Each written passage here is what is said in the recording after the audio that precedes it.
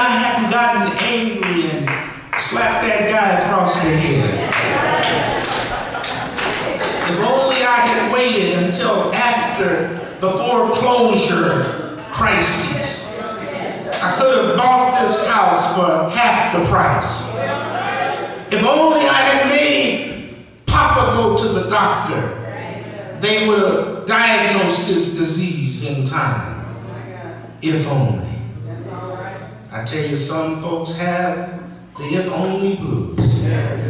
But I'm so glad that Jesus didn't succumb to the guilt and shame of the if only blues. Oh, I know that Jesus wept during this situation. Yes, and there's no other occasion in Scripture where we find Jesus so emotionally moved in response to the plight of one individual. He wept over the city, but this is the only example we have him weeping over the plight of a single person. He wept with compassion for his friend Lazarus. But Jesus never joined the assembled crowd in declaring the words, if only. The words, if only, are useless and powerless to change anything. The words, if only, are futile, fruitless, pointless, vain, and ineffective for us today. Jesus did not waste his time retreating behind the hollow words, if only. Instead, Jesus put his energy into working through the crisis that was before him. And sisters and brothers, I don't know what past event you may have in your life that you can't seem to get past. But I do know that Jesus will help you in the present hour to go forward in your life. If you will let him, today is the first day of the rest of your life.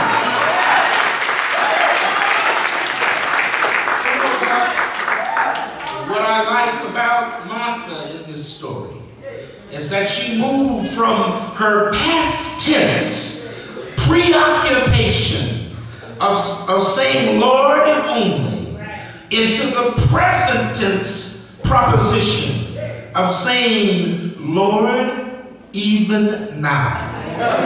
Just look at verse 22. Martha says to Jesus, but I know that even now, God will give you whatever you ask. With that statement, Martha moved from singing the If Only blues to singing a great hymn of hope. Even now, Lord. Yes, even now, Lord, you can raise my brother Lazarus from the grave. Even now, Lord, you can turn my grief into gladness. Sisters and brothers, don't you know that we serve an even now, Lord, who in our situation, even now, is willing to move us from the imprisonment of our past predicaments to positive placement in the present context with joy and peace of mind. Can't we, like Martha, say, even now, Lord, you can turn my tragedies into triumphs. Even now, Lord, you can turn my stumbling blocks into stepping stones.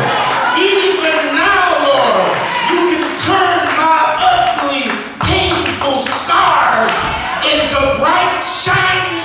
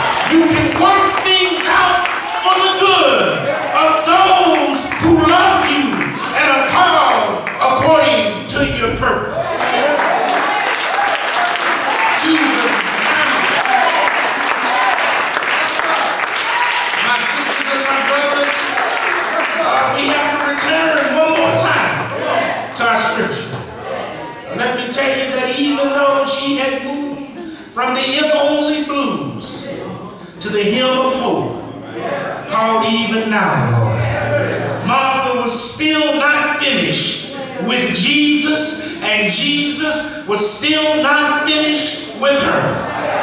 Martha was yet on the verge of greater spiritual growth as Jesus took the time to teach her.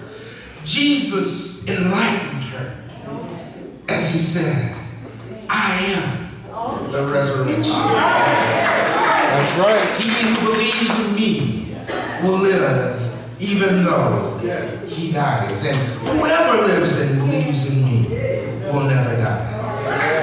He then asked Martha, do you believe this? And Martha answered saying, yes, Lord.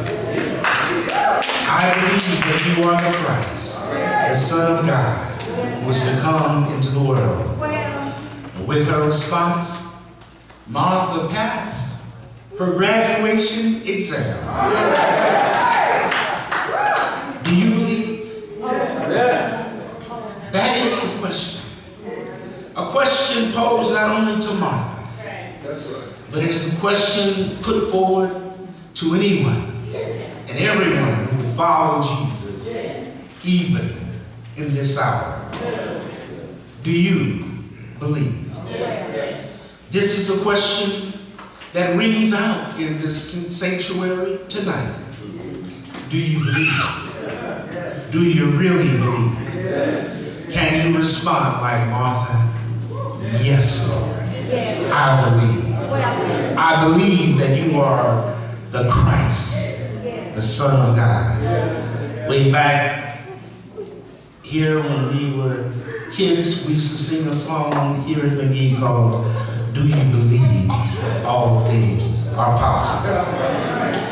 As we close this sermon, I entreat you now for the last time to say goodbye to the If Only Blues.